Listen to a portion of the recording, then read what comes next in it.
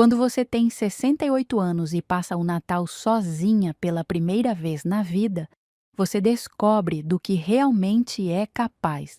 Foi assim que tudo começou para mim, Helena Santos. Mas antes de contar como minha própria filha me ensinou a verdadeira diferença entre amor e interesse, me diga, de onde você está ouvindo essa história? E se você quer conhecer mais relatos como este, se inscreva no canal e vamos juntos descobrir até onde pode chegar a ingratidão familiar. Dezembro de 2023 começou como todos os outros anos da minha vida. Eu, Helena Santos, 68 anos, viúva há 5 anos, iniciava os preparativos mentais para mais um Natal em família. Desde que meu marido Carlos morreu, Marina sempre fazia questão de me incluir nas celebrações, ou pelo menos era o que eu pensava. Semana após semana, eu esperava aquela ligação familiar. Mãe, que horas você vem no Natal? Ou, mãe, precisa levar alguma coisa? Frases simples que sempre aqueciam meu coração e me faziam sentir parte de algo maior. Mas conforme dezembro avançava, meu telefone permanecia teimosamente silencioso. Eu tentava justificar. Marina estava ocupada com o trabalho de final de ano, Roberto provavelmente estava atolado de projetos na empresa.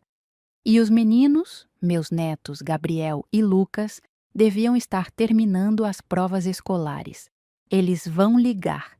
Eu repetia para mim mesma todas as manhãs, enquanto tomava meu café sozinha na mesa, que já serviu tantas refeições em família. No dia 15 de dezembro, a ansiedade começou a apertar meu peito. Liguei para Marina, mas caiu na caixa postal. Tentei novamente no dia seguinte, mesmo resultado. No terceiro dia, ela finalmente atendeu, mas a conversa foi estranhamente fria e apressada. Oi, mãe, como vai? Oi, filha, estava tentando falar com você sobre o Natal. E, mãe, desculpa, estou numa reunião, a gente se fala depois, tá? E desligou antes que eu pudesse dizer qualquer coisa. Aquela conversa de 30 segundos me deixou mais inquieta do que os dias de silêncio. Havia algo diferente na voz de Marina. Uma pressa que não era só profissional. Era como se ela estivesse fugindo da conversa. Os dias passaram arrastados. Eu caminhava pela casa, olhando as decorações natalinas que havia colocado com tanto carinho, esperando receber minha família.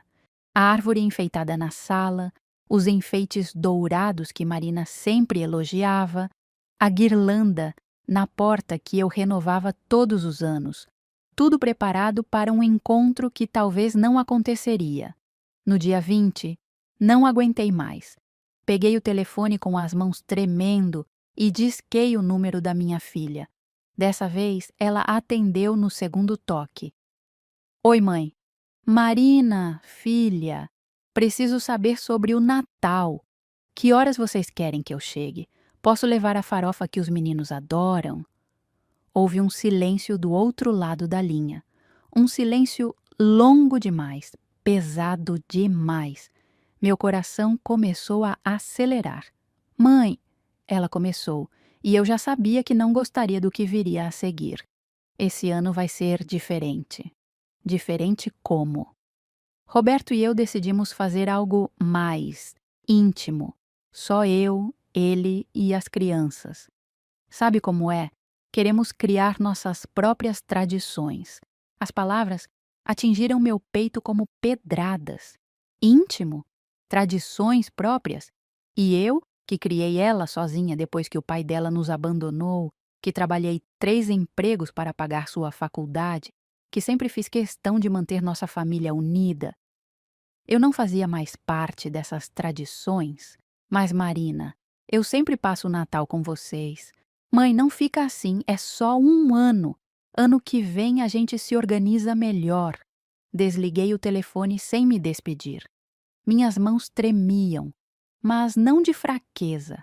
Pela primeira vez em muito tempo, senti uma força crescendo dentro de mim.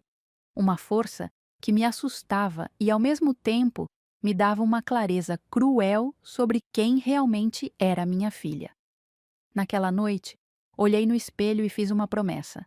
Helena, você vai descobrir exatamente quanto vale para sua família. E eles também vão descobrir quanto perderam ao te esquecer. Véspera de Natal. Enquanto o Brasil inteiro se preparava para abraçar suas famílias, eu estava ali, sentada na minha poltrona, olhando para uma mesa posta para uma pessoa só. 50 anos de natais em família tinham chegado ao fim com uma simples ligação telefônica. Preparei uma ceia modesta, um chester pequeno, farofa, salada de maionese. Não porque não soubesse cozinhar para uma multidão, mas porque cozinhar para 10 pessoas quando você vai comer sozinha é um exercício de tortura que eu não estava disposta a passar. Cada prato que eu não precisava fazer era um lembrete doloroso de quantas pessoas não estavam ali. Liguei a televisão, mas os programas natalinos só pioravam tudo. Famílias reunidas, crianças correndo pela casa, avós sendo abraçadas pelos netos. Desliguei rapidamente e o silêncio da casa me envolveu como um cobertor pesado. Foi então que meu olhar caiu sobre o porta-retratos na estante. Marina, aos 5 anos, sentada no meu colo, sorrindo banguela enquanto abríamos os presentes. Eu me lembrava daquele Natal como se fosse ontem. Estava desempregada. O pai dela tinha nos abandonado 3 meses antes e eu havia vendido meu anel de formatura para comprar aquela boneca que ela tanto queria. Mamãe, ela é a mais linda do mundo. Ela tinha gritado, me cobrindo de beijos. Naquela época, eu era a pessoa mais importante da vida dela. Quando ela machucava o joelho, corria para mim. Quando tinha pesadelo, dormia na minha cama. Quando precisava tomar decisões importantes, eu era a primeira pessoa que ela consultava. Peguei o álbum de fotos e comecei a folhear. Marina se formando na faculdade que eu paguei, trabalhando como faxineira de manhã, vendedora à tarde e cuidadora de idosos à noite.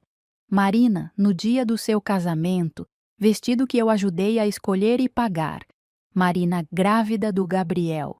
Eu que segurei sua mão durante todo o parto, porque Roberto estava nervoso demais para ficar na sala.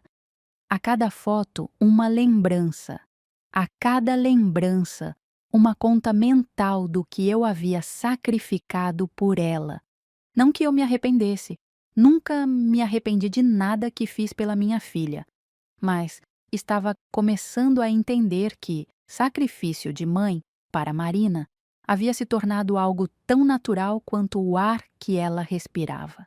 Invisível, dado como garantido. Por volta das 9 da noite, quando a solidão começava a apertar minha garganta, resolvi fazer algo que havia evitado o dia todo. Abrir o Facebook. Erro terrível.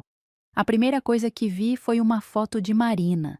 A mesa estava farta, decorada com arranjos caros que eu não reconhecia. Havia pelo menos 15 pessoas. Roberto, os meninos, os pais dele, os irmãos dele com os filhos, alguns amigos que eu não conhecia. O jantar íntimo da minha filha tinha mais gente do que as festas de Natal que fazíamos quando ela era criança. Li a legenda. Natal abençoado com nossa família escolhida. Gratidão por mais um ano de união e amor. Família escolhida. As palavras queimaram minha retina. Então eu, que a criei sozinha, que nunca faltei quando ela precisou, que sempre coloquei ela e depois os netos em primeiro lugar, eu não fazia parte da família escolhida dela. Rolei os comentários, dezenas de pessoas elogiando a mesa, a decoração, a família linda. Roberto havia comentado: minha sogra fez o melhor peru do mundo.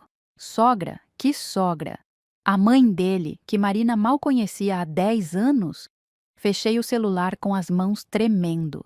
Não de tristeza mais, mas de algo que eu não sentia há muito tempo. indignação pura. Levantei da poltrona e andei até o meu quarto. No closet, guardada cuidadosamente numa caixinha de madeira, estava minha carteirinha da poupança. Aquela poupança que eu alimentava religiosamente há 30 anos, tirando dinheiro da minha própria comida para garantir que Marina tivesse uma herança decente quando eu morresse. 800 mil reais, murmurei para mim mesma. 800 mil reais economizados centavo por centavo. Dormindo no frio para não gastar com aquecedor, comprando roupa usada, negando a mim mesma pequenos prazeres. Tudo para deixar minha filha bem encaminhada. Naquela noite de Natal, tomei uma decisão que mudaria tudo. Se Marina havia escolhido sua família, eu também poderia escolher a minha. E pela primeira vez em décadas, essa família não incluiria uma filha ingrata, que só se lembrava de mim quando precisava de algo. Adormeci naquela noite não com tristeza, mas com um plano. Um plano que minha filha nunca imaginaria que eu seria capaz de executar. 26 de dezembro, 8 horas da manhã. Enquanto a maioria das pessoas ainda dormia após os excessos natalinos, eu já estava de pé, tomada por uma energia que não sentia há anos. Não era raiva, era determinação. A diferença entre as duas é que a raiva nos consome, mas a determinação nos move. Tomei meu café, me arrumei com o vestido azul marinho que uso para ocasiões importantes e peguei a carteirinha da poupança. O banco abria às 10 horas, mas eu queria ser a primeira cliente. Tinha esperado 30 anos para tomar essa decisão, não ia esperar nem mais uma hora. O gerente João, que me atendia há mais de uma década, me recebeu com aquele sorriso cordial de sempre. Dona Helena, como passou o Natal? Imagino que deve ter sido uma festa linda com a família. Foi esclarecedor, João, respondi, surpreendendo-me com a firmeza da minha própria voz. Na verdade, vim aqui justamente por causa disso. Preciso fazer algumas mudanças importantes nas minhas contas. Ele abriu meu extrato no computador e eu pude ver os números que já sabia de cor. Conta poupança, 320 mil. CDB, 280 mil. Fundo de investimento, 200 mil. Total, exatos 800 mil que eu havia juntado ao longo de 3 décadas de sacrifícios. Que tipo de mudanças, Dona Helena? Quero alterar todos os beneficiários das minhas contas. Todas elas. João pareceu surpreso, mas manteve o profissionalismo. A senhora tem certeza? É uma alteração significativa. Atualmente, sua filha Marina é beneficiária de tudo. Tenho absoluta certeza. Passei as 2 horas seguintes reorganizando completamente minha vida financeira. 70% de tudo. 560. 000 seria destinado ao Lar Santo André, uma instituição que cuidava de idosos abandonados pela família. Era irônico, mas fazia todo sentido. Meu dinheiro ajudaria pessoas que, como eu, descobriram que sangue nem sempre significa família. Os outros 240 mil reais ficariam divididos. 190 mil reais para minha própria sobrevivência, digna até o final da vida, e 50 mil reais numa conta conjunta com minha neta, Sofia, a única pessoa da família que ainda me visitava espontaneamente. Dona Helena, João disse enquanto processava os documentos, a senhora tem certeza de que não quer conversar com sua filha antes de fazer essas mudanças? São muito definitivas. João, minha filha teve 43 anos para conversar comigo sobre o que realmente importa. Se ela tivesse feito isso, talvez não estivéssemos aqui hoje. Após assinar todos os papéis, fui direto ao cartório. Queria refazer meu testamento no mesmo dia. O advogado, doutor Carlos Mendes, me conhecia há anos. Ele havia cuidado da papelada quando Carlos morreu. Helena, essa é uma mudança radical. Posso perguntar o que aconteceu? Contei sobre o Natal, sobre a festa íntima com 15 pessoas, sobre descobrir pelas redes sociais que minha filha tinha uma família escolhida, da qual eu não fazia parte. Entendo perfeitamente, ele disse, balançando a cabeça. Infelizmente, vejo casos assim com frequência. Filhos que só lembram dos pais quando precisam de algo. Exatamente. E eu cansei de ser lembrada apenas por interesse. O Novo Testamento foi redigido com precisão cirúrgica. A casa onde eu morava, avaliada em 350 mil reais, também iria para o Lar Santo André. Meus poucos objetos de valor seriam leiloados e o dinheiro doado para organizações que cuidavam de idosos. Marina herdaria apenas uma coisa: uma carta que eu escreveria explicando por quê. Helena, preciso alertá-la. Sua filha pode tentar contestar isso na justiça. Que tente. Estou em plena sanidade mental, não tenho dívidas, não estou sendo coagida. Apenas estou destinando meu patrimônio para quem realmente precisa, em vez de para quem apenas quer. Saí do cartório às 16h30, sentindo-me mais leve do que havia me sentido em anos. Não era alívio, era liberdade. Liberdade de parar de viver em função de uma filha que me via apenas como uma reserva financeira para o futuro. No caminho para casa, parei na padaria e comprei um pedaço de torta de morango. Algo que eu havia negado a mim mesma por anos para economizar cada centavo. Sentei numa mesinha na calçada e saboreei cada garfada, observando as pessoas passarem. Famílias voltando das viagens de Natal, crianças correndo com brinquedos novos, casais de mãos dadas. Por um momento senti uma pontada de tristeza. Não pela decisão que havia tomado, mas pelo tempo perdido. Quantos pedaços de torta eu havia negado a mim mesma? Quantos pequenos prazeres eu havia sacrificado para acumular dinheiro que seria desperdiçado por alguém que não sabia o valor do sacrifício? Quando cheguei em casa, encontrei 3 mensagens no celular, todas de Marina. Mãe, como você está? Mãe, estava pensando em passar aí amanhã. Mãe, me liga quando puder. Sorri ironicamente. Depois de me ignorar por semanas, agora ela estava preocupada. Mas eu não tinha mais pressa para retornar ligações. Pela primeira vez em décadas, minha agenda estava livre de obrigações familiares que não eram correspondidas. Naquela noite, dormi melhor do que havia dormido em meses, porque finalmente havia parado de esperar que minha filha me valorizasse. Agora, eu mesma estava me valorizando. As semanas seguintes passaram como uma brisa renovadora. Pela primeira vez em décadas, acordava sem a preocupação constante de economizar cada centavo. Havia guardado o suficiente para viver meus últimos anos com dignidade, sem luxos, mas também sem privações. Comecei a frequentar o grupo da terceira idade no centro comunitário, algo que sempre quis fazer, mas nunca sobrava tempo. Entre aulas de dança, conversas sobre livros e passeios organizados, descobri que existia vida além de ser apenas a mãe da Marina. Conheci Dona Mercedes, viúva como eu, que havia passado pelos mesmos problemas com os filhos. Helena, a gente cria esperando gratidão e recebe indiferença, ela me disse numa tarde de café. O erro é nosso, que confundimos amor com servidão. Suas palavras ecoaram em minha mente por dias. Servidão. Era exatamente isso que eu havia sido por tanto tempo. Não uma mãe respeitada, mas uma serva disponível. Marina ligava esporadicamente, sempre com conversas apressadas. Oi, mãe, como vai? Está tudo bem? Não está precisando de nada?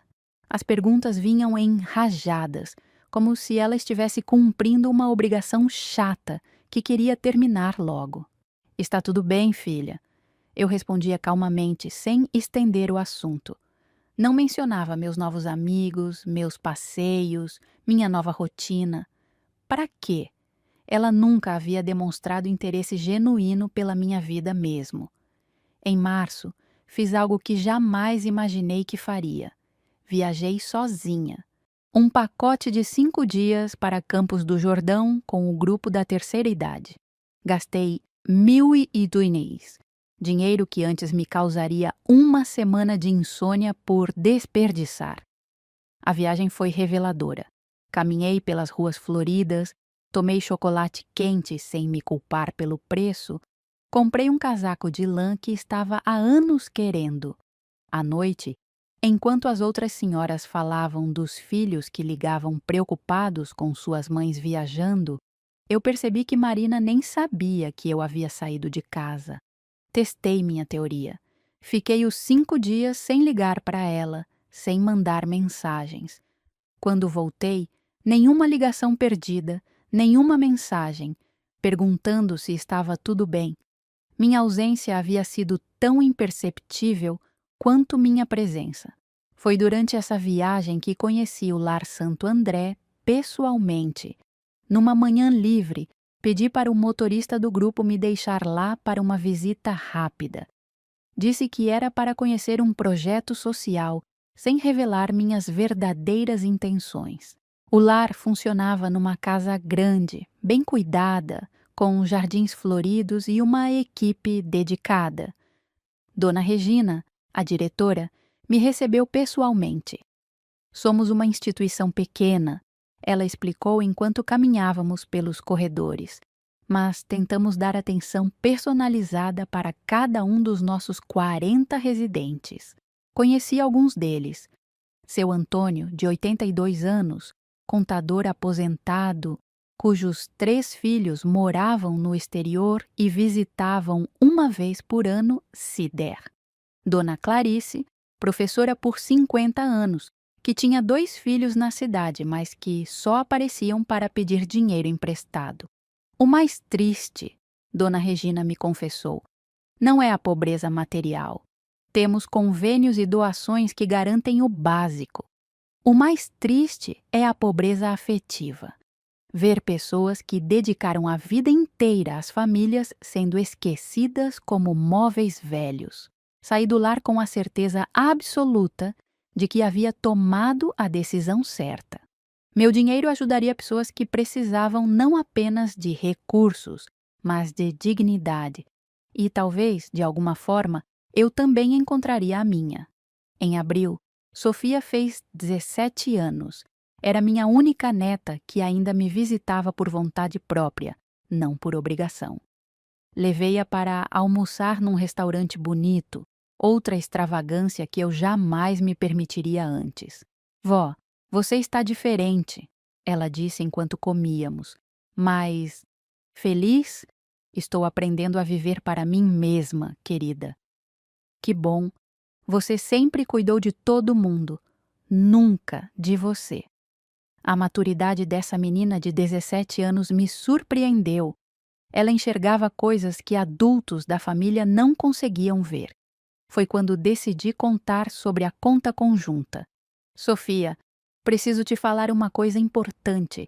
Abri uma conta no seu nome com 50 mil reais para sua educação. Ela quase engasgou com o refrigerante. 50 mil? Vó, isso é muito dinheiro. É para sua faculdade, seu futuro. Mas tem uma condição. Você só pode usar quando completar 18 anos e tem que ser para estudos. Ela segurou minha mão com os olhos cheios de lágrimas. Vó, obrigada. Mas por que você está fazendo isso? Porque você é a única pessoa da família que me visita porque quer, não porque precisa. Isso vale mais que qualquer dinheiro do mundo. Naquela tarde, Sofia me perguntou algo que me deixou pensativa por dias. Vó, minha mãe sabe disso? Não, e por enquanto vamos manter assim. Por quê? Porque, minha querida, sua mãe só se lembra de mim quando precisa de algo. Chegou a hora de ela descobrir a diferença entre precisar e merecer. Os meses seguintes transcorreram de forma quase surreal para mim. Pela primeira vez em décadas, eu vivia. Não apenas existia, esperando as migalhas de atenção da minha filha. Eu realmente vivia. Minhas manhãs começaram a ter propósito. Acordava cedo, tomava meu café da manhã sem pressa, lia o jornal completo, algo que nunca fazia antes porque estava desperdiçando tempo que poderia usar para economizar fazendo tudo em casa. Depois seguia para o centro comunitário, onde havia me tornado uma das coordenadoras do grupo de leitura. Descobri que tinha opinião sobre livros, sobre política, sobre a vida. Durante anos, minhas conversas se limitavam a perguntar sobre a saúde dos netos, os problemas de Marina no trabalho, as dificuldades financeiras do genro. Agora eu falava sobre os lugares que queria conhecer, sobre os cursos que pretendia fazer, sobre meus próprios sonhos. Fiz amizades verdadeiras, não aquelas baseadas em conveniência familiar, mas conexões genuínas com pessoas que me escolheram por quem eu era, não pelo que eu poderia oferecer. Dona Mercedes se tornou minha confidente, seu Joaquim, meu parceiro de dominó, e professora Marta, minha companheira de discussões literárias. Marina continuava ligando, mas algo havia mudado. Suas ligações chegavam sempre no final da tarde, entre um compromisso e outro. Oi, mãe, tudo bem? Como passou o dia? Perguntas automáticas, feitas enquanto eu ouvia o barulho da televisão ao fundo ou conversas paralelas com Roberto. Tudo bem, filha? Eu respondia, sem elaborar. Antes, eu contava detalhadamente sobre meu dia solitário, na esperança de despertar alguma compaixão, algum convite para almoçar, qualquer sinal de que minha companhia era desejada. Agora, meus dias eram cheios demais e interessantes demais para desperdiçar em conversas vazias. Só isso, mãe.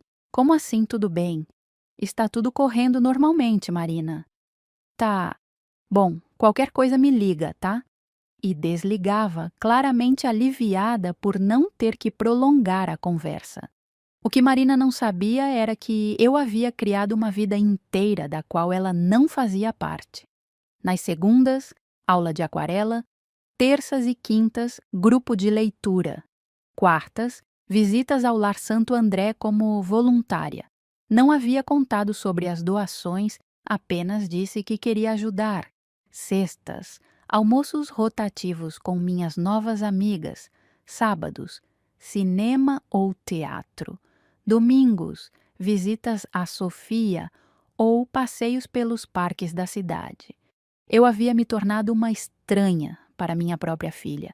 E a descoberta mais chocante era: isso não me incomodava mais. Em junho, aconteceu algo que confirmou todas as minhas suspeitas sobre o caráter de Marina. Sofia veio me visitar num domingo à tarde, visivelmente perturbada. Vó, preciso te contar uma coisa. Preparei um chá e me sentei ao lado dela no sofá. O que aconteceu, querida? Escutei minha mãe conversando com meu pai ontem. Eles estavam falando sobre você. Meu estômago se contraiu, mas mantive a voz calma. Falando o quê? Eles estavam calculando quanto você deve ter guardado. Papai falou que, com sua aposentadoria e sem grandes gastos, você deve ter pelo menos R$ 500.000 guardado. Mamãe riu e disse: pelo menos não preciso me preocupar com dinheiro quando ela se for. A herança vai resolver nossos problemas financeiros. As palavras de Sofia caíram sobre mim como pedras de granizo. Não era surpresa, eu já desconfiava. Mas ouvir confirmado que minha filha calculava minha morte como uma solução para seus problemas foi como receber um soco no estômago. E o que mais eles falaram? Papai disse que vocês deveriam se aproximar mais caso você ficasse caduca e começasse a gastar o dinheiro à toa. Mamãe concordou e disse que ia passar a te visitar mais. Sofia segurou minha mão. Vó, eu fiquei com nojo. Como eles podem falar assim? Você é minha avó, não uma conta bancária. Abracei minha neta, sentindo uma mistura de tristeza e orgulho. Tristeza por ter criado uma filha capaz de such cinismo. Orgulho por ter uma neta com valores que eu aparentemente havia falhado em transmitir à geração anterior. Sofia, quero que você me prometa uma coisa.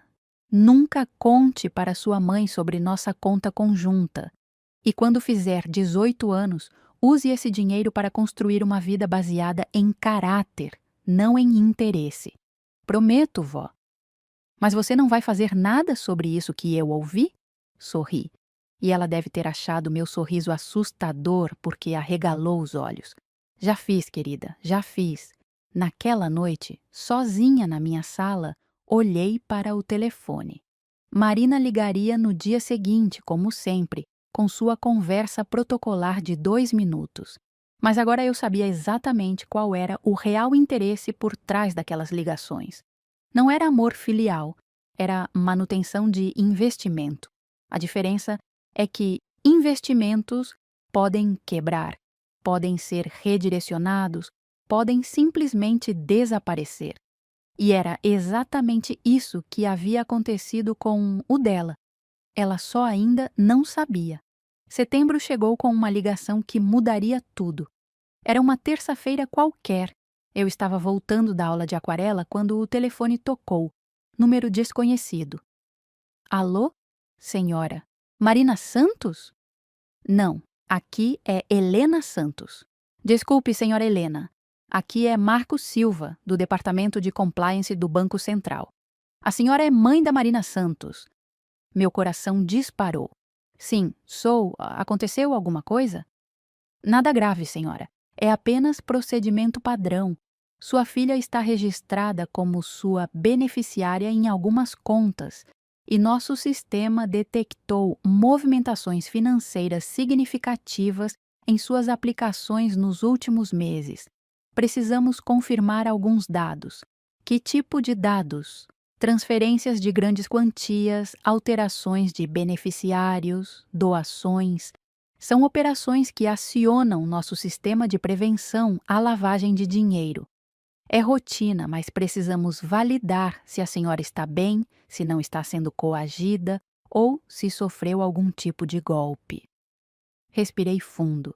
Essa ligação era exatamente o que eu havia antecipado que poderia acontecer. Senhor Marcos, posso confirmar que estou perfeitamente bem. Todas as movimentações foram feitas por mim, conscientemente, sem coação de qualquer tipo. Perfeito. Vou anotar aqui. A senhora poderia me fornecer o telefone da sua filha? É procedimento padrão comunicar os familiares quando há movimentações dessa magnitude.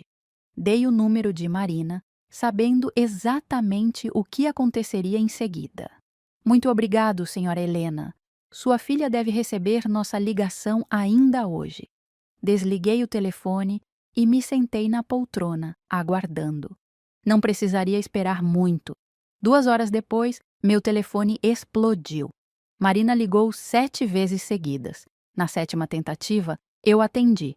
Mãe, que história é essa? O Banco Central me ligou perguntando sobre movimentações nas suas contas. Oi, Marina. Como você está? Respondi calmamente, como se nada tivesse acontecido. Como eu estou? Mãe, me diz que tipo de movimentação você fez. O homem falou em transferências grandes, alterações de beneficiários.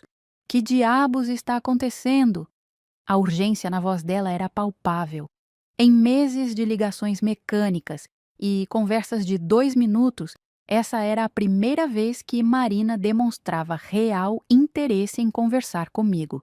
Claro que não era por preocupação maternal, era por pânico financeiro. Ah, isso. Fiz alguns ajustes nas minhas aplicações, nada demais. Saul, que ajustes, mãe? E por que você não me contou? Filha, desde quando preciso te consultar sobre meu próprio dinheiro? Você nunca demonstrou interesse em conversar sobre minha vida financeira. Mas, mãe, são alterações grandes. O homem disse que você mudou beneficiários. E mudei mesmo. O silêncio do outro lado da linha foi ensurdecedor. Podia quase ouvir os neurônios de Marina trabalhando freneticamente, tentando processar a informação. Mudou para quem? Para quem eu achei mais apropriado. Mãe, você não pode fazer isso. Esse dinheiro é. Eu sempre soube que. Ela parou no meio da frase, percebendo que estava revelando demais sobre suas verdadeiras intenções. Esse dinheiro é o quê, Marina? É seu, claro, mas eu sempre pensei que quando chegasse a hora, que seria seu automaticamente. Não é isso, é que, mãe, a gente precisa conversar pessoalmente sobre isso. Posso passar aí amanhã? Ah, que interessante. Depois de meses me ignorando, agora ela queria uma conversa presencial urgente. Que coincidência notável. Amanhã não posso, tenho compromissos. Que compromissos? A pergunta saiu com um tom de incredulidade que me irritou profundamente. Como se fosse impossível que eu, aos 68 anos, tivesse uma vida própria. Tenho aula de aquarela de manhã, almoço com o pessoal do grupo da terceira idade e à tarde vou ao cinema com Dona Mercedes. Cinema? Mãe, isso pode esperar. A gente precisa resolver essa situação. Que situação, Marina? Eu fiz mudanças na minha vida financeira. Não vejo que situação precisa ser resolvida. Mãe, por favor, então, quinta-feira. Quinta é meu dia de voluntariado. Voluntariado onde? Num lar de idosos. Outro silêncio. Marina estava claramente tentando processar a informação de que eu havia desenvolvido uma vida social inteira da qual ela não sabia nada. Sexta, então? Sexta, vou ao teatro. Mãe! A voz dela subiu uma oitava. Você está fazendo isso de propósito. Fazendo o quê? Vivendo minha vida? Está me evitando porque está com raiva do Natal. Interessante como ela finalmente havia conectado os pontos. Demorou apenas 9 meses. Marina, não estou evitando ninguém. Apenas estou ocupada. Coisa que você entenderia se tivesse prestado atenção na minha vida nos últimos anos, em vez de me ligar só para cumprir protocolo. Protocolo? Mãe, eu ligo porque me preocupo com você. É mesmo? Então me diga, desde quando faço aula de aquarela? Com quem almocei domingo passado? Que livro estou lendo? Quando foi a última vez que saí de viagem? Silêncio total. Não sabe, né? Porque nunca perguntou. Suas ligações sempre foram: Oi, mãe, tudo bem? Não está precisando de nada? Tchau. 2 minutos de obrigação filial cumprida. Mãe, não é assim. Sábado, 14 Eren. É quando posso te receber. Tem outros horários livres, mas esses já estão reservados para pessoas que realmente se importam comigo. Desliguei antes que ela pudesse responder. Naquela noite, pela primeira vez em meses, Marina me ligou 3 vezes. Não atendi nenhuma. Estava ocupada vivendo minha vida nova. Uma vida onde eu finalmente era a protagonista, não apenas a reserva financeira da filha. Os dias que se seguiram à ligação do Banco Central foram reveladores. Marina, que durante meses mal tinha tempo para conversas de 2 minutos comigo, de repente descobriu que tinha uma agenda flexível. Quinta-feira de manhã, ela apareceu na minha porta sem avisar. Mãe, estava passando aqui perto e resolvi dar uma passadinha. Estava passando perto. Marina morava do outro lado da cidade e nunca havia passado perto da minha casa em anos. Que bom, filha, mas estou saindo. Tenho compromisso. Compromisso com quem? Posso ir junto? A insistência era patética. É meu dia de voluntariado no lar de idosos. Não é lugar para visitas. Que lar? Desde quando você faz voluntariado?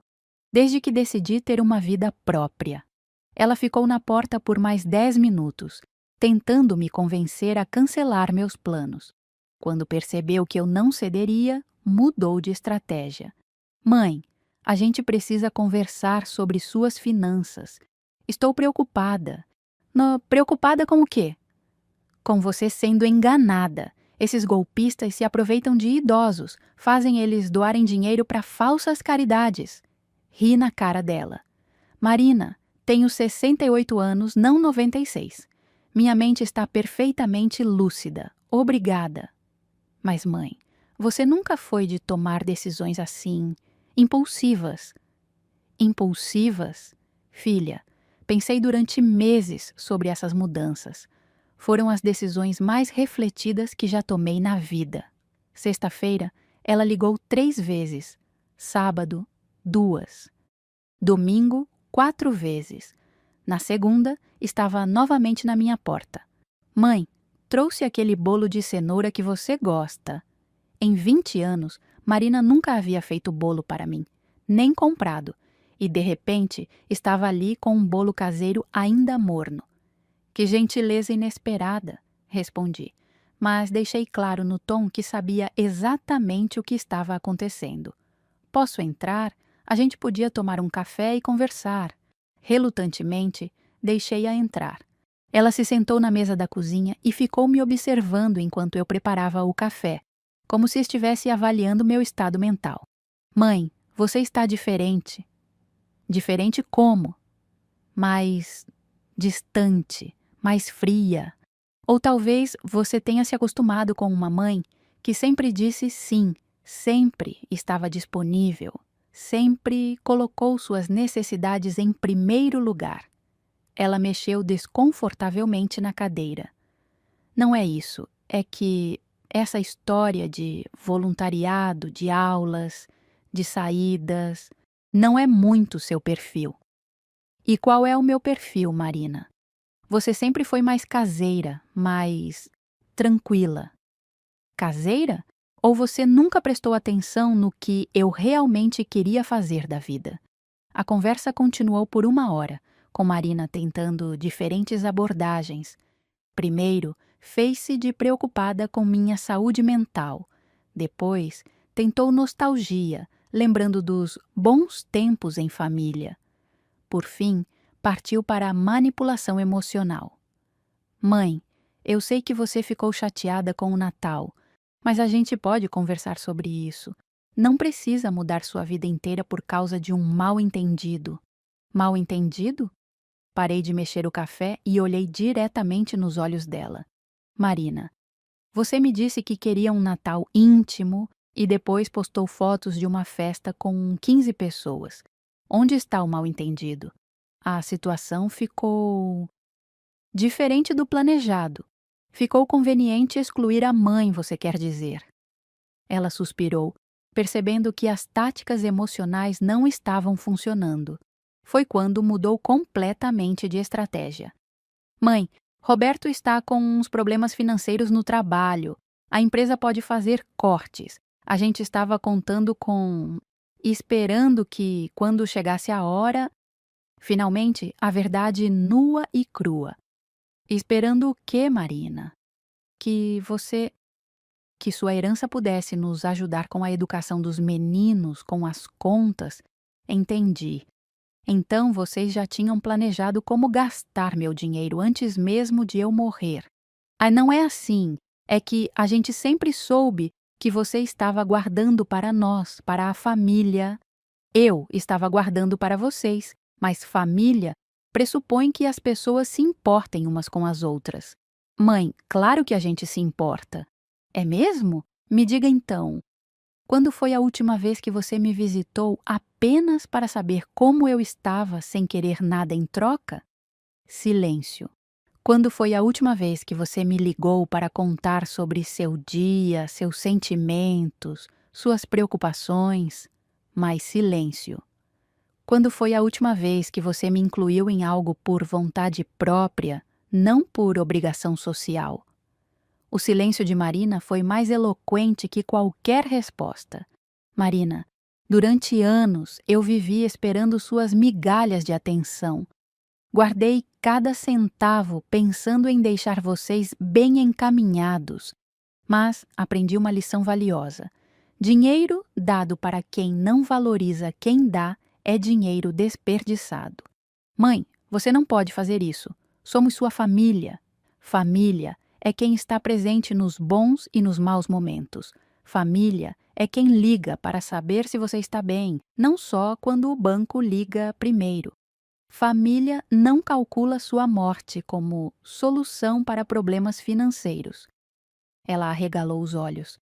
Como você sabe disso? Sei de muita coisa, Marina. Mais do que você imagina.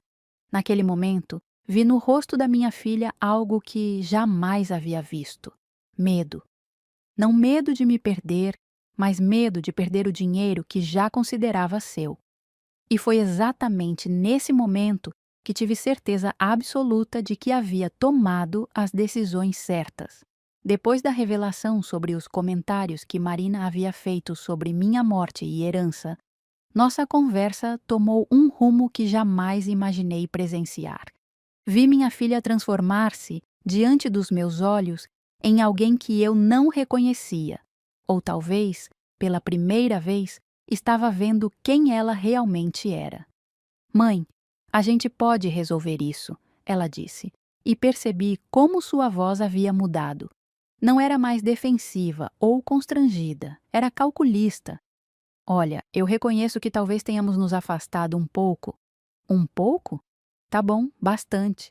Mas isso pode mudar. Roberto e eu estávamos justamente falando que você deveria vir almoçar com a gente todo domingo. Que tal? A oferta chegou 9 meses atrasada e com motivação transparente demais para ser levada a sério. E por que agora, Marina? Por que não no Natal? Por que não nos últimos 5 anos? As pessoas mudam, mãe. Amadurecem. A gente percebeu que estava negligenciando você. Perceberam quando? Quando? Sim, quando exatamente perceberam isso? Foi antes ou depois da ligação do Banco Central? Ela abriu a boca para responder e fechou novamente. Estava sendo pega numa mentira e sabia disso. Mãe, isso não vem ao caso. Vem ao caso sim. Porque durante 9 meses você me tratou como uma obrigação chata que precisava cumprir 2 vezes por semana numa ligação de 2 minutos. E de repente, depois que soube que mudei meus beneficiários, descobriu que tinha tempo para bolos caseiros e visitas inesperadas. Marina ficou em silêncio por alguns segundos, claramente recalculando sua estratégia. Tá bom, mãe, vou ser honesta com você. Que novidade! Eu e Roberto, a gente meio que sempre soube que você estava guardando dinheiro para nós. E talvez tenhamos nos acomodado com isso. Meio que sempre souberam? Você sempre foi econômica, sempre falava em deixar alguma coisa para os netos. E isso deu a vocês o direito de me tratarem como uma reserva financeira ambulante. Não, claro que não. Mas, mãe, sejamos práticos. Você tem quase 70 anos, mora sozinha, não tem grandes gastos. Esse dinheiro eventualmente seria nosso mesmo. A frieza com que ela disse isso me deixou gelada. Eventualmente seria de vocês quando eu morresse, você quer dizer. É a vida, mãe. É o ciclo natural das coisas. E isso justifica vocês me ignorarem enquanto esperam eu morrer? Ninguém está esperando você morrer, mas também não tem por que você gastar tudo antes de não estar mais aqui. Levantei da mesa e caminhei até a janela. Lá fora, via as crianças da vizinhança brincando na rua, correndo atrás de pipa. Vida acontecendo, alegria sendo vivida no presente. E ali estava minha filha, calculando minha morte como se fosse uma data de vencimento de investimento. Marina, você quer saber onde está meu dinheiro? Quero. Está sendo usado para ajudar pessoas que realmente precisam. Idosos que foram abandonados pelas famílias igual a mim. Mãe, você não foi abandonada. Não? Então me explica o Natal passado. Me explica 9 meses de ligações protocolo. Me explica por que você só descobriu interesse na minha vida depois que o banco ligou. Ela se aproximou de mim e pela primeira vez percebi desespero genuíno em seus olhos. Não desespero por mim, mas pelo dinheiro. Mãe, a gente pode recomeçar. Eu prometo que vou ser uma filha melhor. Marina, você tem 43 anos. Se ainda não sabe ser filha, não vai aprender agora por causa de dinheiro. Não é por causa de dinheiro? Não. Então por que essa conversa só está acontecendo agora? Por que você nunca se interessou em ser uma filha melhor antes de saber das mudanças nas minhas contas? Ela voltou a se sentar, derrotada. Tá, talvez o dinheiro tenha acelerado as coisas, mas isso não significa que meus sentimentos não são verdadeiros. Seus sentimentos são verdadeiros, Marina. São verdadeiramente interesseiros. Mãe, e sabe o que mais? Vocês erraram feio nos cálculos. Como assim? Vocês acharam que eu tinha R$ 500.000 guardado, né? Ouvi Sofia contando que vocês estavam especulando sobre valores. Marina corou. Sofia não deveria. Sofia é a única pessoa honesta nesta família. E vocês estavam certos sobre uma coisa. Eu realmente tinha quase R$ 800.000 guardados. Os olhos dela se arregalaram. 800.000? Tinha. Passado. Porque agora 70% disso já foi doado para o Lar Santo André. Se Marina estivesse bebendo algo, teria cuspido tudo. Você doou mais de R$ 500.000? 560.000, para ser exata. Mãe, você perdeu a cabeça. Isso é uma fortuna. Para quem só pensa em dinheiro, talvez. Para mim, foi o melhor investimento da minha vida. Marina se levantou bruscamente, caminhando de um lado para outro na cozinha como um animal enjaulado. A gente precisa reverter isso. Você foi manipulada, foi vítima de algum golpe. Marina, eu fui pessoalmente ao lar, conheci as instalações, conversei com os responsáveis.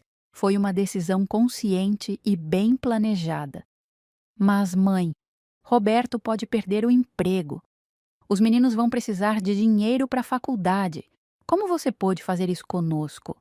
E ali estava a verdade final.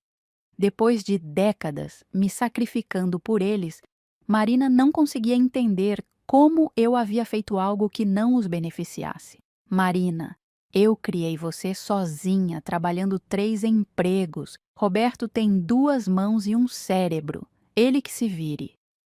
Você não pode estar falando sério. Estou falando sério como nunca estive na vida. E sabe o que mais? Não me arrependo nem um pouco. Naquele momento, vi minha filha me olhar com algo que nunca havia visto antes. Raiva pura. Não decepção, não tristeza.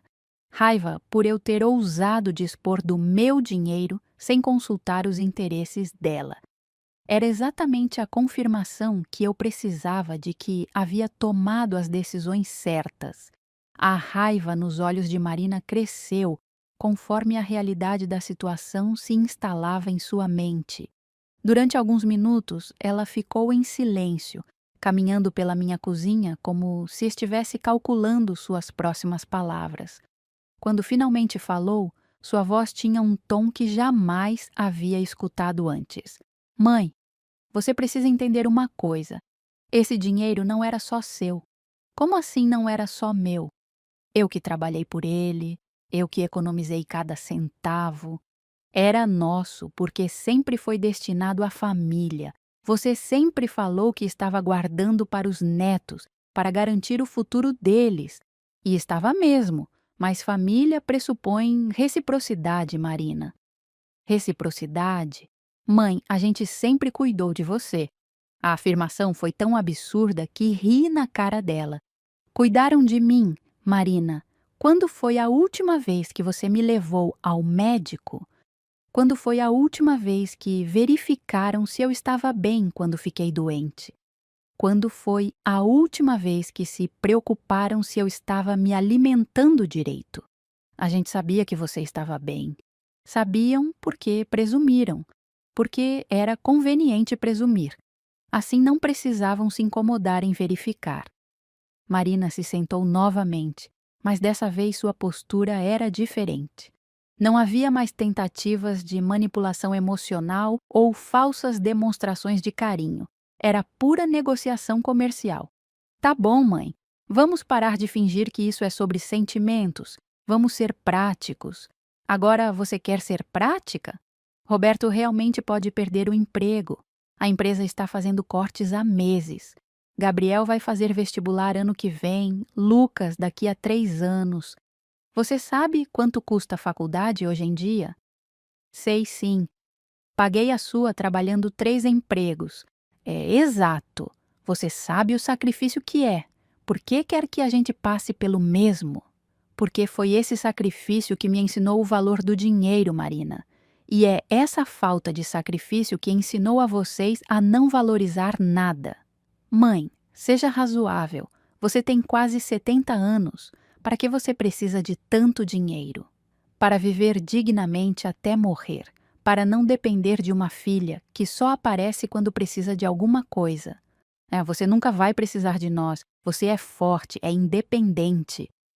Sou mesmo. E é exatamente por isso que não preciso deixar herança para quem não me merece. Marina levantou bruscamente, batendo a mão na mesa. Mãe, isso é chantagem emocional. Chantagem emocional?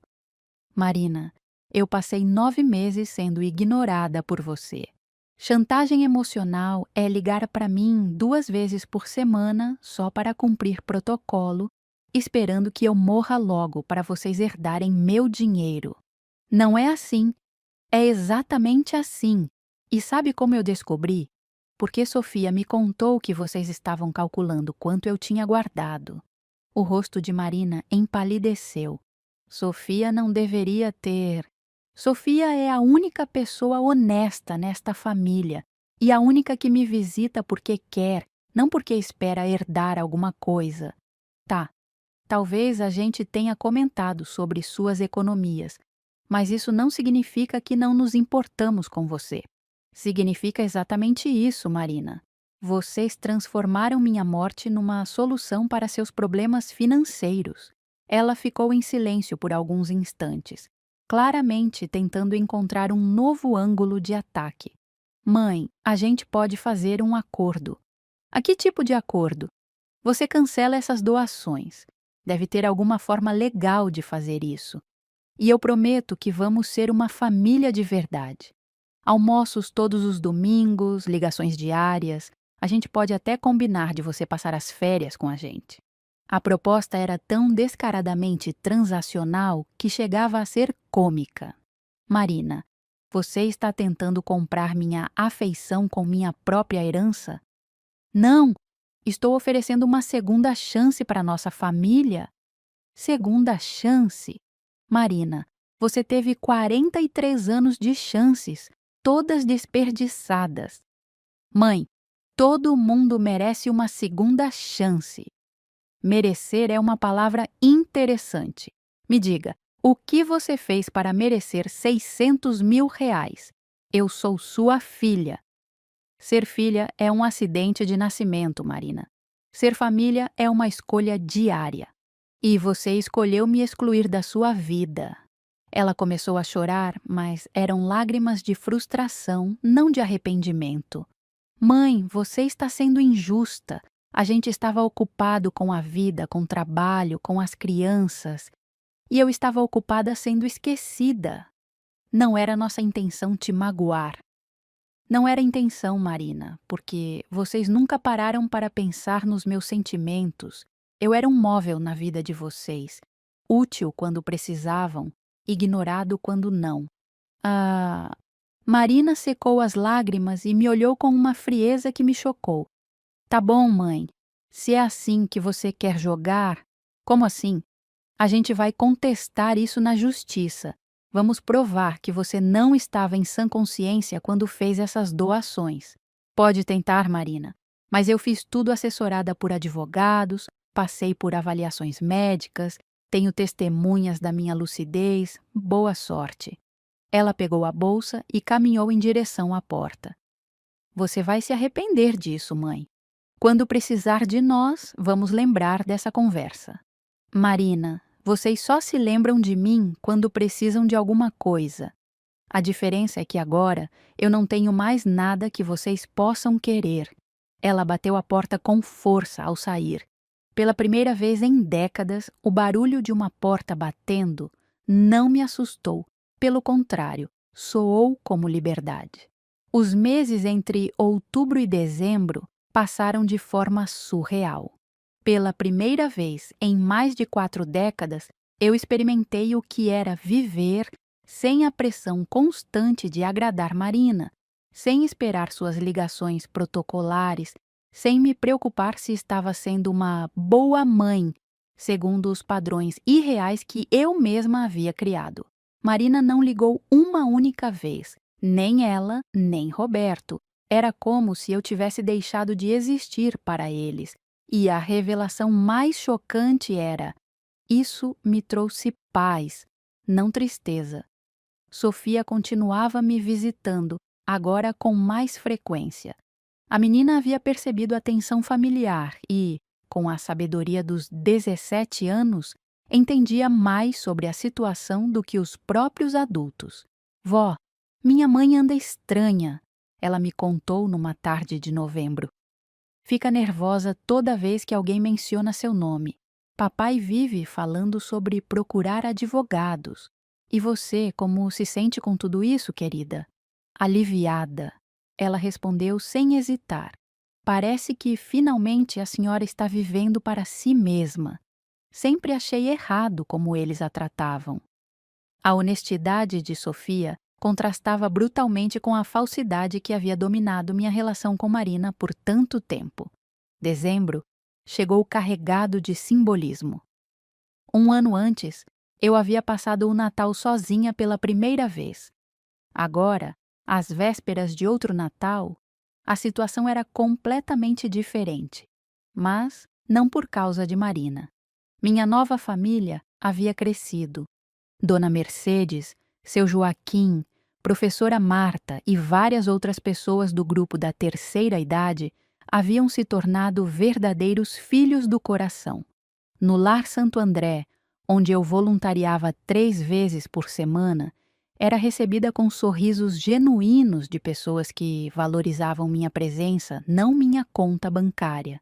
Foi numa dessas tardes de voluntariado que recebi uma informação que mudaria tudo definitivamente.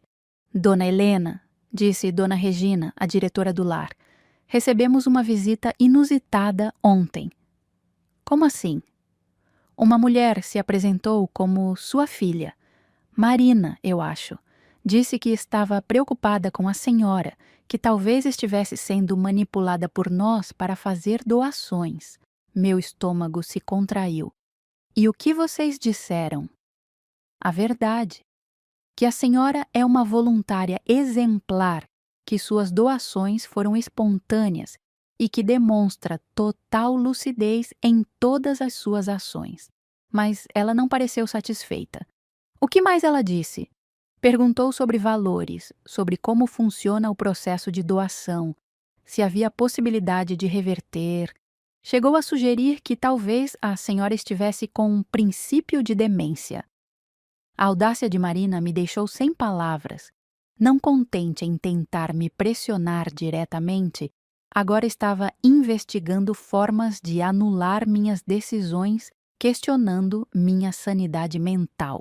Dona Helena, continuou Dona Regina, ela pediu para falar com alguns dos nossos residentes. Disse que queria entender melhor como a senhora se relaciona com eles. E vocês permitiram? Claro que não. Protegemos a privacidade dos nossos moradores, mas ela não desistiu facilmente. Ficou quase 1 hora tentando nos convencer de que estava salvando a senhora de um golpe. Essa informação confirmou meus piores temores sobre o que Marina estava planejando. No dia 15 de dezembro, minha suspeita se concretizou. Recebi a visita de um oficial de justiça. Senhora Helena Santos? Sou eu. Tenho uma intimação para a senhora comparecer a uma audiência no dia 20. Sua filha está solicitando uma avaliação de sua capacidade mental para gerenciar seus próprios bens. Li o documento com as mãos tremendo. Não de medo, mas de indignação. Marina estava tentando me declarar incapaz mentalmente para reverter minhas doações. A petição, assinada por Marina e Roberto, alegava que eu estava demonstrando comportamento errático e tomando decisões financeiras prejudiciais, sob possível influência de terceiros mal intencionados. Citavam como evidências meu isolamento social súbito, minhas doações irracionais e minha mudança drástica de personalidade. Era inacreditável. A filha que havia me ignorado por meses, que nunca demonstrou interesse genuíno pela minha vida, que me excluiu de sua família íntima, estava agora argumentando na justiça que eu havia me isolado socialmente. A mesma filha que nunca perguntou sobre meus sentimentos estava alegando mudança de personalidade. Naquela noite, liguei para meu advogado, Dr. Carlos Mendes. Helena, infelizmente isso era previsível, ele disse. Filhos que perdem heranças frequentemente tentam essa estratégia. E eles têm alguma chance de sucesso? Mínima. Você fez todas as doações assessoradas juridicamente, passou por avaliação médica preventiva, tem testemunhas idôneas. Além disso, o fato de ter criado uma nova rotina social demonstra lucidez, não demência. E se mesmo assim tentarem me declarar incapaz, teremos que provar na audiência que suas decisões foram racionais e conscientes. Precisaremos de testemunhas que atestem sua lucidez. Posso contar com várias pessoas. Ótimo. E Helena, prepare-se psicologicamente. Audiências de família podem ser muito dolorosas. Desliguei o telefone com uma mistura de tristeza e determinação. Tristeza por ver até onde Marina estava disposta a ir por dinheiro. Determinação para não deixar que ela conseguisse. Naquela noite, escrevi uma carta que planejava ler na audiência. Uma carta final para minha filha, explicando não apenas minhas decisões financeiras, mas principalmente minhas decisões de vida. Porque se ela queria questionar minha sanidade mental, eu provaria para um juiz, para ela e para mim mesma, que nunca estive tão lúcida em minha vida. O Natal estava chegando novamente, e dessa vez eu não passaria sozinha por escolha de outros, mas por decisão própria. Uma decisão tomada por uma mulher de 68 anos completamente sã e consciente de seus atos. O dia 20 de dezembro chegou frio e chuvoso, como se o próprio tempo conspirasse para tornar aquela manhã ainda mais sombria. Às 9 horas eu estava no fórum, acompanhada do Dr. Carlos Mendes, aguardando ser chamada para a audiência que decidiria se minha própria filha conseguiria me declarar incapaz. Marina chegou alguns minutos depois, acompanhada de Roberto e um advogado que não conhecia. Ela me olhou de relance, sem cumprimentar, como se eu fosse uma estranha. O homem que ela havia contratado parecia confiante demais para meu gosto.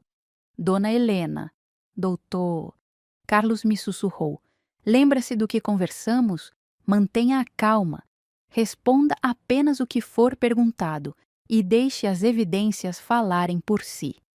A sala de audiências era pequena e intimidante. O juiz, Dr. Rodrigo Ferreira, aparentava uns 50 anos e tinha aquela expressão séria, típica de quem já viu de tudo na vara de família.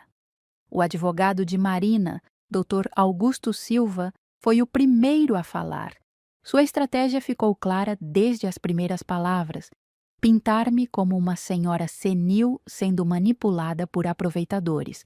Meritíssimo, a requerente Marina Santos está aqui porque sua mãe, senhora Helena Santos, aos 68 anos, começou a apresentar mudanças comportamentais drásticas nos últimos meses. Isolou-se da família, doou mais de R$ 500 mil para desconhecidos e mudou completamente sua personalidade. Ele continuou por mais 10 minutos, construindo um retrato de mim como uma idosa confusa que havia caído no golpe de falsos altruístas. Cada palavra era como uma facada, não pela mentira em si, mas por ver minha filha assentindo com a cabeça a cada acusação. Quando chegou minha vez de falar, levantei com as pernas trêmulas, mas com a voz firme. Meritíssimo, com todo respeito, gostaria de esclarecer alguns fatos. Em primeiro lugar, não me isolei da família. Foi a família que me isolou. Minha filha me excluiu do Natal do ano passado, alegando querer algo íntimo, mas fez uma festa com 15 pessoas. Vi Marina mexer desconfortavelmente na cadeira. Em segundo lugar, não fui manipulada por ninguém. Visitei pessoalmente o Lar Santo André, conversei com a diretoria, conheci as instalações. Minhas doações foram conscientes e planejadas. O juiz me interrompeu. Senhora Helena, a senhora pode explicar por que tomou essas decisões? Respirei fundo. Era o momento da verdade. Meritíssimo. Durante 43 anos criei minha filha sozinha. Trabalhei 3 empregos para pagar sua educação, vendi minhas joias para ajudá-la a comprar o primeiro apartamento. Durante todos esses anos, guardei cada centavo pensando em deixar uma herança para ela. Fiz uma pausa, sentindo os olhos de Marina fixos em mim. Mas nos últimos anos descobri que para minha filha eu não passava de uma reserva financeira ambulante. Ela me ligava 2 vezes por semana por 2 minutos, apenas para cumprir protocolo. Quando ligava do banco informando sobre movimentações, ela apareceu desesperada. Não porque estava preocupada comigo, mas porque estava preocupada com o dinheiro. Mãe, isso não é verdade. Marina gritou do fundo da sala. O juiz bateu o martelo. Silêncio, a senhora pode continuar. Meritíssimo, minha neta Sofia me contou que ouviu Marina e Roberto calculando quanto eu tinha guardado, dizendo que minha herança resolveria os problemas financeiros deles. Descobri que eles viam minha morte como uma solução comercial. Puxei uma folha da bolsa. Tenho aqui relatórios médicos que comprovam minha sanidade mental, atestados de idoneidade dos responsáveis pelo lar de idosos e lista de testemunhas que podem confirmar que desenvolvi uma vida social ativa e saudável. Doutor. Carlos se levantou. Meritíssimo. Gostaria de chamar a primeira testemunha. Dona Regina, diretora do Lar Santo André, entrou na sala. Sua presença imponente e respeitabilidade eram evidentes. Senhora Regina, pode nos contar como conheceu Dona Helena? Ela apareceu no nosso lar em março como voluntária. Desde então, comparece religiosamente 3 vezes por semana, ajuda com atividades recreativas, conversa com os moradores. É uma das voluntárias mais dedicadas que já tivemos. E sobre as doações? Foram feitas após ela conhecer nossa realidade. Conversamos longamente sobre nossos projetos. Ela visitou todas as instalações, conheceu nossa contabilidade. Foi uma decisão absolutamente consciente. O advogado de Marina tentou desqualificar Dona Regina, sugerindo que ela havia manipulado uma senhora vulnerável, mas a dignidade e transparência da diretora eram indiscutíveis. A segunda testemunha foi Sofia. Minha neta entrou na sala com 17 anos de coragem nos ombros. Sofia, Dr. Carlos perguntou, você pode nos contar como sua avó estava nos últimos meses? Minha avó nunca esteve tão bem. Ela fez amigos, começou a viajar, a fazer coisas que sempre quis. Antes, ela vivia esperando migalhas de atenção da minha mãe. E você ouviu alguma conversa entre seus pais sobre sua avó? Sofia olhou diretamente para Marina antes de responder. Ouvi eles falando que a herança da vovó resolveria nossos problemas financeiros.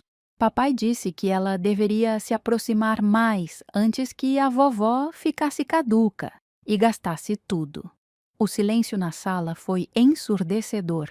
Marina havia empalidecido completamente. Por fim, foi chamada Dona Mercedes, minha amiga do grupo da terceira idade. Conheci Helena há 8 meses. Ela chegou tímida, mas floresceu completamente. Participa de tudo, dá conselhos, ri, viaja conosco. É uma das pessoas mais lúcidas e equilibradas que conheço. Quando todas as testemunhas terminaram de falar, o juiz se dirigiu diretamente a Marina. Senhora Marina, após ouvir estes depoimentos, a senhora mantém a alegação de que sua mãe está mentalmente incapaz? Marina olhou para o advogado, que sussurrou algo em seu ouvido. Ela respirou fundo e, pela primeira vez desde que chegara, me olhou nos olhos. Meritíssimo, eu talvez tenha interpretado mal a situação. Como assim? Talvez minha mãe esteja lúcida e eu tenha me precipitado. O juiz fechou a pasta e me olhou com algo que pareceu respeito. Senhora Helena, considero arquivado este pedido de interdição. Seus bens continuam sob sua total administração. Saí do fórum naquela manhã não apenas vitoriosa juridicamente, mas finalmente livre. Livre da filha que tentou me roubar até mesmo minha dignidade mental. Na calçada, Marina me alcançou. Mãe, podemos conversar? Olhei para ela uma última vez. Marina, conversamos por 43 anos, agora é tarde demais. E caminhei para minha vida nova, deixando o passado onde ele pertencia. 24 de dezembro de 2024. Exatamente 1 ano depois do Natal que mudou minha vida para sempre. Mas desta vez, quando acordei, não senti a solidão gelada que havia me envolvido 365 dias atrás. Pelo contrário, senti uma expectativa calorosa pelo que o dia reservaria. Às 10 horas da manhã, Sofia chegou com seu sorriso de sempre, carregando sacolas de mercado. Vó, vim ajudar com os preparativos. Há 3 meses, ela havia completado 18 anos e finalmente pôde acessar a conta que abria em seu nome. O dinheiro seria usado para a faculdade de psicologia. Quero ajudar famílias a se entenderem melhor, ela me disse. A ironia não passou despercebida por nenhuma de nós duas. Quantas pessoas confirmaram presença mesmo? Ela perguntou enquanto organizávamos os ingredientes. 15. Respondi com um sorriso. Dona Mercedes, seu Joaquim, professora Marta, alguns amigos do grupo da terceira idade e 5 moradores do Lar Santo André que não tinham família para passar o Natal. Uma família escolhida a dedo, Sofia disse me abraçando, do jeito que deve ser. Passamos o dia inteiro cozinhando juntas. Peru, farofa, saladas, tortas. Não porque eu precisasse impressionar ninguém, mas porque queria demonstrar carinho genuíno por pessoas que realmente se importavam comigo. Às 16 horas, os primeiros convidados começaram a chegar. Dona Mercedes trouxe sua famosa sobremesa de maracujá. Seu Joaquim chegou de terno, porque Natal pede elegância, segundo ele. Professora Marta apareceu com um livro de poesias para presentear a todos. Por volta das 17 horas, quando a mesa já estava animada com conversas, risos e histórias, a campainha tocou novamente. Sofia foi atender e voltou com uma expressão estranha. Vó, é minha mãe. O silêncio se fez na sala. Todos sabiam da história. Eu havia compartilhado minha jornada com essas pessoas que se tornaram minha verdadeira família. Pode deixar entrar, querida. Marina apareceu na porta da sala segurando um buquê de flores, claramente nervosa. Estava diferente, mais magra, com olheiras profundas, como se os últimos meses tivessem cobrado um preço alto dela. Oi, mãe. Oi, pessoal, ela disse, sem saber exatamente como agir diante de tantos desconhecidos. Marina, respondi calmamente. Que surpresa. Eu queria falar com você, mas vejo que está ocupada. Está mesmo. Estou celebrando o Natal com minha família. As palavras caíram sobre ela como um balde de água fria. Olhou ao redor, vendo a mesa farta, os rostos sorridentes, o ambiente acolhedor que eu havia criado sem ela. Mãe, Posso falar com você em particular? Levantei da mesa e a levei até a cozinha. Sofia nos seguiu. Ela não confiava mais na própria mãe perto de mim. Mãe, eu vim pedir perdão. Perdão por quê, Marina? Por tudo. Pelo Natal do ano passado, por ter te negligenciado, por ter tentado te processar. Sua voz falhou. Pelo que me tornei. Olhei para ela em silêncio, aguardando que continuasse. Roberto perdeu o emprego em novembro. E sabe o que descobri? Que quando a gente realmente precisa da família, não adianta só sangue. Precisa de relacionamento construído com amor. E o que isso tem a ver comigo? Nós não temos mais ninguém. Os pais do Roberto nos viraram as costas quando souberam que ele estava desempregado. Os amigos sumiram. E eu percebi que a única pessoa que sempre esteve lá por mim, eu afastei por pura ganância. Sofia segurou minha mão, como se quisesse me proteger de mais uma manipulação emocional. Marina, disse calmamente, você está aqui porque está precisando de alguma coisa ou porque realmente quer se reconciliar? Ela hesitou. Talvez um pouco dos dois, mas principalmente porque aprendi que perdi a melhor pessoa da minha vida por causa de dinheiro. Aprendeu quando? Quando Roberto perdeu o emprego ou quando percebeu que eu realmente não tinha mais nada para oferecer? Ela baixou a cabeça envergonhada. Você tem razão, e eu entendo se não quiser me perdoar. Marina, não se trata de perdoar, se trata de confiar. E confiança, uma vez quebrada, leva anos para ser reconstruída. Eu sei, mas será que você me daria uma chance? Uma chance real, não por interesse, mas para tentarmos ser mãe e filha de verdade? Olhei nos olhos dela e vi algo que não via há muito tempo. Vulnerabilidade genuína. Não a vulnerabilidade calculada de quem quer algo, mas a fragilidade real de quem finalmente entendeu o que perdeu. Marina, uma chance eu posso dar, mas será nos meus termos, não nos seus. E que termos? Primeiro, se você quer fazer parte da minha vida, terá que conhecer e respeitar as pessoas que fazem parte dela agora. Segundo, nada de conversa sobre dinheiro, herança ou futuro financeiro. Terceiro, eu não sou mais a mãe que se sacrifica por tudo. Sou uma mulher de 68 anos que aprendeu a se valorizar. Eu aceito, ela disse sem hesitar. E quarto, continuei, Sofia continua sendo minha confidente principal. Se você tentar manipular a situação através dela, nossa conversa termina definitivamente. Entendi. Voltamos para a sala onde minha família escolhida nos aguardava. Apresentei Marina a todos e, para minha surpresa, ela se esforçou genuinamente para conhecer cada pessoa, perguntando sobre suas histórias, seus interesses.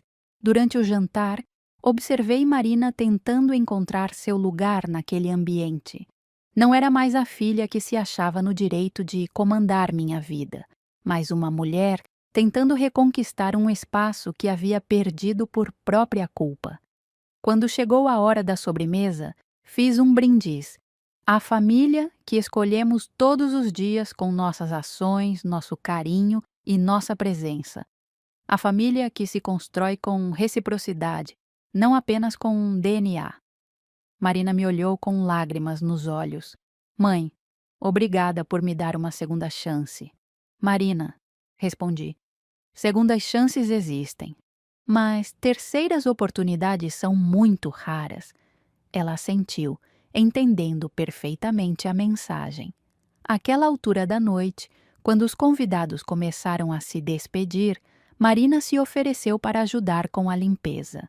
Trabalhamos lado a lado na cozinha, em silêncio, cada uma processando a complexidade daquele momento. Mãe, ela disse enquanto secava os pratos, como você consegue me perdoar depois de tudo que eu fiz? Quem disse que perdoei? Respondi. Perdão é um processo, Marina. Hoje você ganhou a chance de começar esse processo. Quando ela foi embora, por volta da meia-noite, Sofia e eu ficamos sozinhas na sala.